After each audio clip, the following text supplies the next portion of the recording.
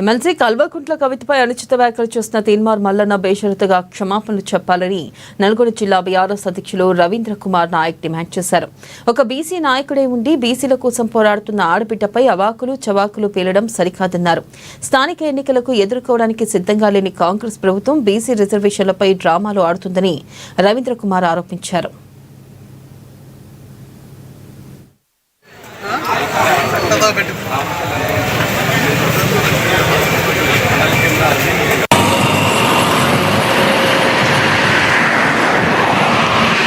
మరి BC reservation 42% మా party పూర్తిగా మద్దతు తెలియజేస్తున్నాం. నిజంగా నువ్వు చిత్తశుద్ధితో 42% రిజర్వేషన్ ఇస్తున్నావా?